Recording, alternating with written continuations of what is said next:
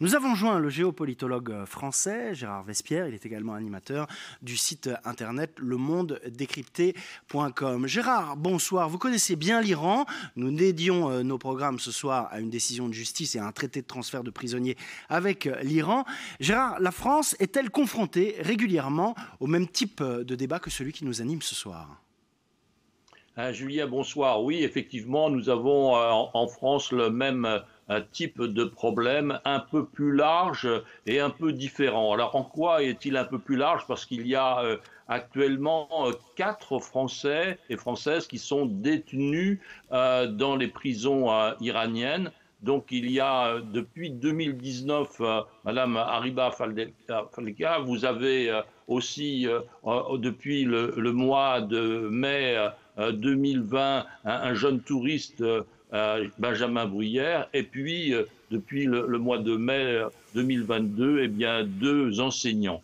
Alors voilà, un petit groupe de Français détenus vis-à-vis d'une situation de négociation complètement différente. Vous avez en Belgique un problème, disons, de 1 pour 1, un Iranien potentiellement voulant revenir en Iran et une personne belge voulant rentrer, bien sûr, en Belgique. Et en France, nous sommes confrontés à la position de la France, membre des fameux 5+1, c'est-à-dire les membres qui négocient l'accord nucléaire. Et là, il y a donc un tout autre bras de fer entre l'État iranien et la France.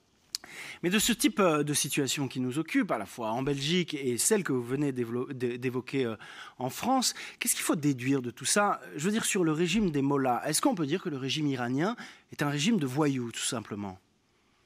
Mais écoutez, oui, parce qu'il y a la Belgique, il y a la France, il y a la Suède, l'Allemagne, l'Angleterre, les États-Unis. Donc il y a une méthode, hélas, mafieuse de l'État iranien, donc qui utilise des ressortissants de ces différents pays et interlocuteurs pour créer une pression. Donc il y a une totale confusion de l'état de droit et du pouvoir exécutif en Iran. Donc le judiciaire suit exactement les souhaits du politique. Et donc là, nous avons cette difficulté que l'on a vu naître, n'est-ce pas, depuis la naissance de la révolution et de la République islamique en 1979. Souvenons-nous des 50 membres de l'ambassade américaine détenus pendant plus de 400 jours. Mais alors, Gérard Vespierre, que faire si plusieurs pays connaissent le même problème? Est-ce qu'il faudrait peut-être se coordonner entre nous? Il faut effectivement qu'il y ait une vision globale des pays européens et même plus largement occidentaux, en incluant les États-Unis, pour qu'il y ait une démarche vers la sanctuarisation de l'état de droit pour l'ensemble des pays qui sont représentés à l'ONU.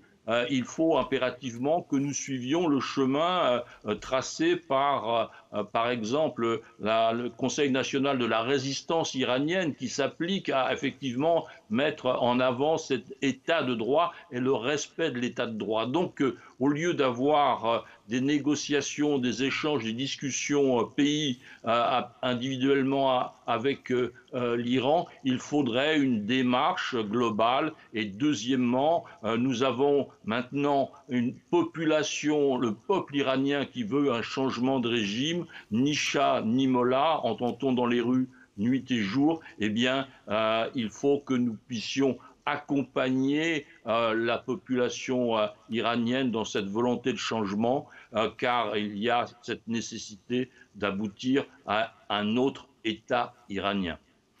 Merci infiniment, Gérard Vespierre. Je rappelle que vous êtes l'animateur du site lemondedécrypté.com.